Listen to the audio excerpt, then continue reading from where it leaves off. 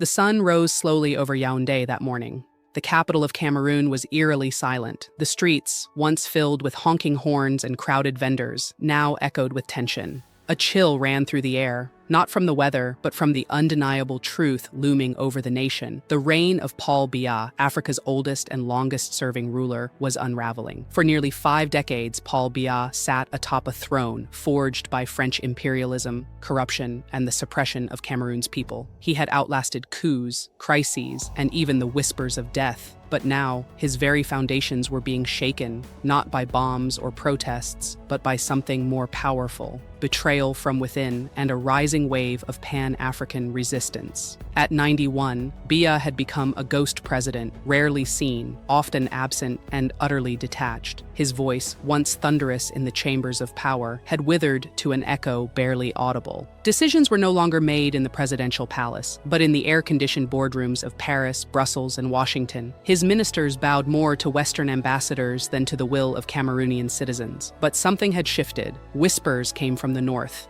The name Traoré passed through military barracks and intelligence circles like wildfire. Captain Ibrahim Traoré, the revolutionary leader of Burkina Faso, had openly called Biya the last mask of colonial power. And now a shadow war had begun, a covert campaign to dismantle the pillars of French neo-colonialism, one dictator at a time. And Biya was next.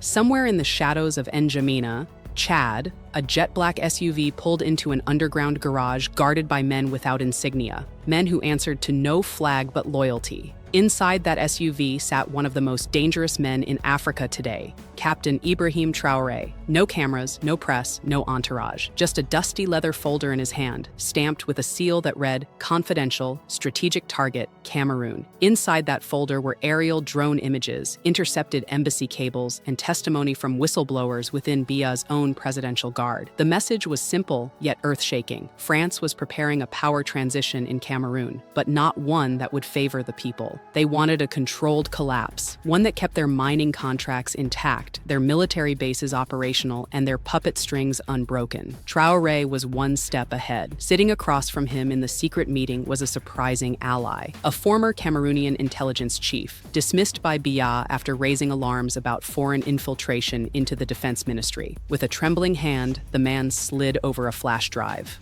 "What's on it?" Traoré asked calmly. The man hesitated, then said, "Everything.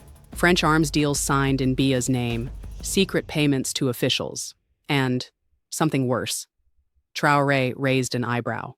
"Worse?" The man swallowed hard. "A plan to stage a false flag attack, to justify foreign intervention.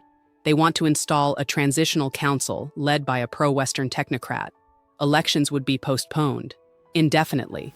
Traoré's face didn't change, but his eyes lit with fire. "No," he whispered. "Cameroon will not be the next Libya."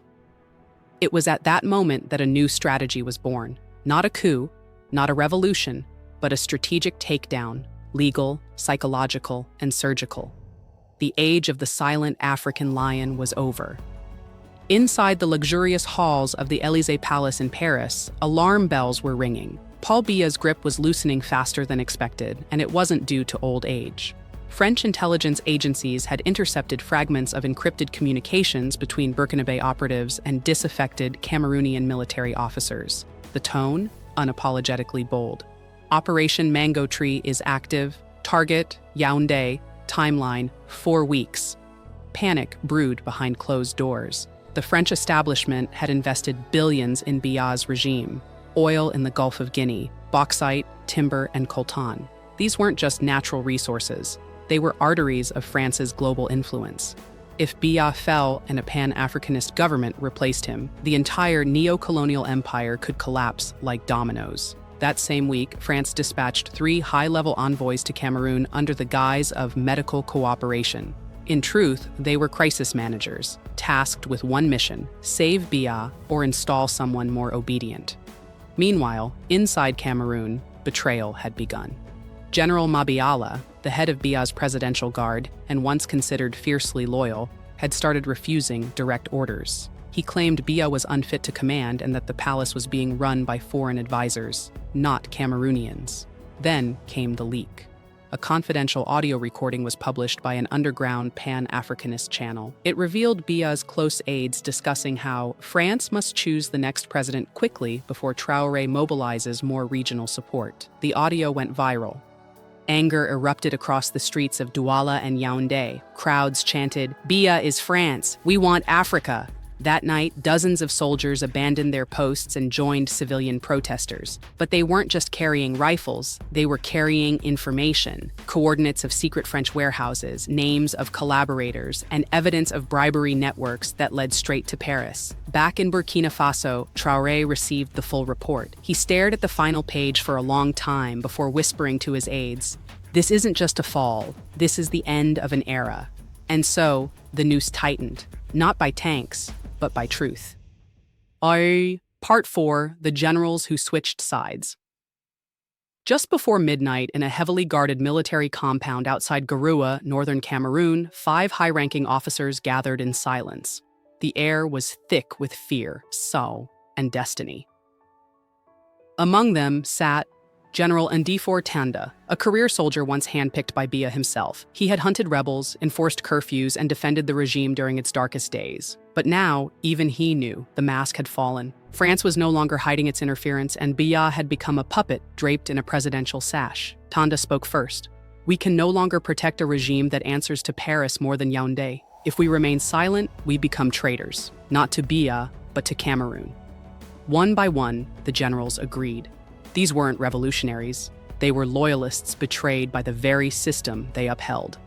And now they would switch sides, not for ambition, but for raw redemption. Meanwhile, Ibrahim Traoré's plan entered its most dangerous phase. He had ordered military psychological operations teams to release a flood of truth-based leaks across social media, satellite images of French troops in civilian disguise, secret audio of French ministers mocking Biya's senility, and footage of oil rigs operating illegally under contracts signed without Parliament's knowledge. The impact was nuclear. Within 48 hours, Cameroon's youth flooded the streets, not with stones, but with phones, drones, and live streams. They shared the evidence, recited the names of stolen contracts, and exposed the military officials who had sold out their nation for euros. Biya's inner circle panicked. Dozens fled to French embassies. Private jets were booked for Geneva, Paris, and Dubai. Yet Biya himself remained almost unaware. "Who are these people in the streets?" he asked weakly from his medical suite inside Unity Palace. "Why are they shouting my name?" His advisors gave no answer. But Traoré had already given one to the world. Africa is rising. Cameroon is waking up. This is not a coup. This is liberation. And far away, in a hidden AES command center, Traoré activated the final phase of the operation. The sun had not yet risen over Yaoundé, but the Unity Palace was already surrounded, not by tanks, not by angry mobs, but by silence, the kind of silence that screams louder than bullets. Cameroon's elite 3rd Reconnaissance Regiment, once Biya's fiercest protectors, stood at attention at the palace gates. But this time, their rifles were lowered. Their eyes, once robotic and obedient, now burned with a mix of sadness and resolve. Inside the palace, chaos reigned. Phones rang without answers. Diplomatic lines to Paris went dead. Biya's chief of staff was nowhere to be found, reportedly on a private flight to Nice. In his room, Paul Biya sat slouched in a velvet chair, staring at the national flag hanging crookedly from the far wall. His face was a mask of confusion, sorrow, and something even more chilling: resignation. The last whisper he'd heard from his advisors: "The people are outside. The soldiers aren't stopping them." Suddenly, the heavy oak doors swung open. In walked General Ndifor Tanda, accompanied not by guards, but by a delegation of Pan-African officers. They had come not as invaders, but as messengers of fate. Tanda saluted, but not out of duty. "Mr. President, it is over." Biya did not respond. Instead, he turned to the window where he could see the crowd, young, old, soldiers, students, market women, filling the long avenue below the palace. A drone hovered above them, beaming the moment to millions watching live. And then, in one coordinated motion, the Cameroonian flag atop the palace was lowered. In its place rose a new banner, green, red and gold with a clenched black fist at the center, the symbol of Pan-African unity. It wasn't a formal declaration, it was a signal. The empire had fallen. Far away in Ouagadougou, Captain Ibrahim Traoré stood silently in front of a monitor, arms crossed. His advisor leaned in. "It's done." Traoré didn't speak for several moments. Then finally, he said, "We didn't take Cameroon. Cameroon took itself back." And that single sentence echoed like thunder through the halls of African history. In the halls of the French Foreign Ministry, a deep, bone-chilling silence filled the air. Paul Biya had fallen, not to a coup, not to foreign invasion, but to the undeniable will of the Cameroonian people. And worse for France, it had been orchestrated with surgical precision by Captain Ibrahim Traoré, a leader they had dismissed as too young, too radical, too African. Now they were scrambling. Emergency meetings followed. Military attachés were recalled from West Africa. French TV anchors fumbled through breaking news. Unrest in Cameroon, they called it, avoiding the one word everyone was now whispering: defeat. At France 24 headquarters, classified footage leaked of Macron slamming a folder labeled AES threats onto the desk. If Traoré is allowed to continue, Africa will become unrecognizable. In 2 years, he growled. But it was too late. A new video had just gone viral online, one that France couldn't spin or censor. It showed Biya's abandoned office, the Cameroonian constitution resting on a polished table beside a sealed envelope labeled, "To the Next Generation." Inside was a handwritten note, shaky but genuine. "I was president, but I was never free. May the people who come after me reclaim what I never could." The world stood still. Across the continent, young Africans watched and wept, not for Biya, but for themselves. For decades of stolen dreams, lost years, and rigged elections. And now, with Cameroon's regime collapsed, they felt something strange. Possible. In Côte d'Ivoire, youth staged protests against Ouattara. In Togo, students called for Faure Gnassingbé to step down. Even in former French territories like Mali, Congo-Brazzaville, and Senegal, banners rose that simply read, "We are us, we are Africa." Meanwhile, in Ouagadougou, Traoré held a midnight press conference. With flags of AES behind him and maps of Africa projected on the wall, he said calmly, "This isn't about a single nation. This is about sovereignty. Today, it was Cameroon. Tomorrow, it could be anyone. We're not here to destroy. We're here to rebuild what was stolen." Journalists asked, "Aren't you afraid of retaliation?" He smiled faintly. "They've already lost, because once a people wake up, you can't put them back to sleep." 1 week after Biya's collapse, the city of Addis Ababa, seat of the African Union, buzzed with electricity. But this was no ordinary summit. Delegates whispered rumors of a seismic shift in continental politics. Even the seasoned diplomats wore uncertainty on their faces. Inside a private conference chamber guarded by AES security, 3 figures stood around a holographic projection of the continent. Captain Ibrahim Traoré of Burkina Faso, Colonel Assimi Goïta of Mali, President Abdourahmane Chiani of Niger. The room fell quiet as Traoré pressed a button. The lights dimmed, and the map changed. Outlines of Cameroon, Burkina Faso, Mali, Niger, and Guinea lit up in golden light. Then, slowly, other nations began flashing: Chad, Togo, Congo, Central African Republic. Some confirmed, some still uncertain, but all watching. On the wall was written a single word: AFRICUM, the African Sovereignty Pact. It wasn't a union by name, it was a pact by fire. No foreign bases, no foreign currency dependency, no mining contracts without national consent. Every nation retained sovereignty, but if one was attacked, all would respond. Key. The goal? To crush colonialism economically, diplomatically, and militarily, once and for all. Back in Cameroon, interim leadership had already begun rolling back the rot. French military advisors were expelled. Secret mining contracts were suspended. A commission was launched to investigate human rights abuses under Biya's reign. And most symbolically, the CFA franc was declared obsolete. Citizens exchanged their notes for a new transitional currency backed by regional gold and rare earth reserves. For the first time in decades, Cameroonians felt what had been missing: control. But outside these borders, panic spread. NATO convened an emergency session in Brussels. ECOWAS elites, many on France's payroll, issued warnings denouncing military interference in Cameroon's affairs. But on social media, a different narrative exploded. AFRICUM rising, IB's gone, weary.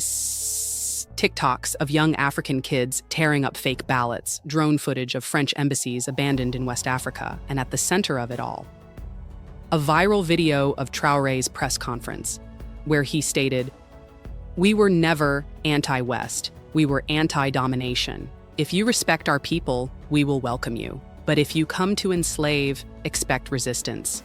The world was no longer dealing with scattered uprisings. This was a movement.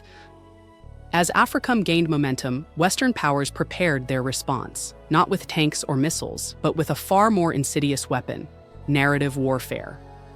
Suddenly, international headlines shifted. CNN aired special segments titled "Democracy in Danger: Africa's Rising Strongmen." The BBC hosted panels asking whether military populists like Traoré were leading Africa into a new dictatorship era. In Paris, Le Monde ran an op-ed accusing AES of weaponizing sovereignty.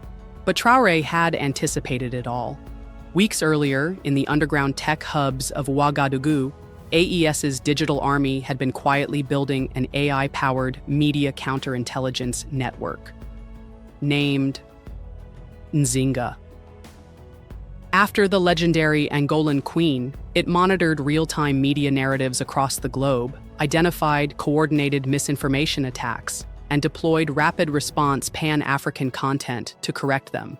So when France 24 published a false report about civilian massacres in Cameroon, Nzinga traced the image to a 2008 earthquake in China, exposed the manipulation within 17 minutes, and had it trending globally within the hour under. Fake colonial news. The backlash was brutal. Trust in Western news among young Africans collapsed overnight. At the same time, Traoré played his most brilliant card. He called for a bio-Pan-African sovereignty debate, live-streamed across the continent. The guest of honor, a Western representative. When the EU declined, he invited a senior NATO analyst instead. To the world's shock, the analyst accepted. The debate was watched by over 60 million people live. On stage, Traoré calmly asked, "If democracy means our elections are funded by foreign embassies, is that democracy? If peace means your companies drain our gold while we eat dust, is that peace?" The Western analyst stuttered. Traoré leaned in. "What you call dictatorship, we call detox, and the people have already swallowed the red pill." The audience erupted. From Dakar to Dar es Salaam, watch parties exploded into chants. "AFRICUM, AFRICUM." That same night, a map of the continent was projected onto the walls of Ouagadougou's Central Plaza. As chants grew louder, a lion's face emerged in the light. Devouring colonial chains wrapped around the continent. The symbolism was undeniable. And from the ashes of Biya's regime, a new identity was forged, not just for Cameroon, but for all of Africa. It began at dawn. AES Command issued a continent-wide directive. Freeze the assets of any African official found to have collaborated with foreign intelligence during the Biya regime. It was the largest anti-corruption operation in African history, codenamed Operation Phoenix. In Yaoundé, armored vehicles rolled toward gated mansions. Former ministers, oil executives, and shadowy businessmen, many with French ties, were placed under house arrest. Some tried to flee, some begged for exile, but most were paralyzed by the sheer speed of justice. Burkinabe, Malian, and Nigerian cyber units had already infiltrated their offshore accounts. Billions in embezzled funds were now frozen across Europe and the UAE. Every asset seized became a headline. 120 Mitre, Cameroonian gold fund recovered from Geneva. France-linked defense contracts terminated in Douala. 1.6 billion stolen oil revenue redirected to infrastructure projects. The people were no longer spectators. They had become the court. Citizens formed people's tribunals, live broadcast gatherings where local communities recounted stories of repression, disappearance, poverty. Victims spoke, survivors testified. And across every border, it became clear. This was no longer about Biya. This was about 500 years of foreign chains, and cutting every last one of them. Yet amid the celebration, Traoré remained guarded. From a secure base in Ouagadougou, he addressed his inner circle. We've shaken the tree, but the serpent hasn't fallen. France will not give up quietly. The West will adapt, lie, bribe. This isn't the end. It's the beginning of the real war, the war for our mindset. He was right. Just days later, a leaked document from the CIA surfaced. It outlined psychological operations targeting African youth. Flood TikTok with luxury illusions, glamorize French passports, mock Pan-African leaders, sow internal divisions within AES. Traoré responded the only way he knew how. He launched Project Sankara, a continent-wide cultural movement investing in Afrocentric education, music, cinema, and AI development. Every AES nation contributed. It was no longer just about resisting the West. It was about building something stronger than the West ever imagined. And in the heart of Cameroon, something extraordinary happened. A group of young filmmakers used recovered government funds to rebuild a cinema. On its opening night, they premiered a documentary titled "The Day We Took Back Our Future." It wasn't fiction, it wasn't dramatized, it was the real story of the day the lion roared and the continent remembered. The skies over Yaoundé were crystal clear the morning the new flag was raised, a gold star blooming from a Pan-African sunrise. Below, thousands gathered at what had once been called Unity Palace. Now it bore a new name, Maison de la Renaissance, the House of Rebirth. Children danced barefoot on the marble steps. Elders watched in awe.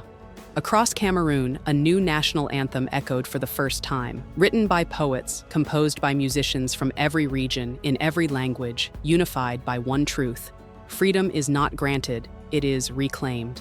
That afternoon, Captain Ibrahim Traoré, invited as guest of honor, stood before a sea of flags: Burkina Faso's, Mali's, Niger's, Guinea's, and now Cameroon's liberated banner. His speech would go down in history. They told us we were too divided, too poor, too dependent. They said we needed them to survive. But we survived every theft, every assassination, every coup they sponsored. We did not fall. We rose my sheen. He paused, scanning the crowd. Paul Biya's fall was not a victory over one man. It was the end of an era, of imposed silence, of colonial shadows wearing African faces. What replaces it is up to us. The people erupted in cheers, and then he raised his fist, not in defiance, but in declaration.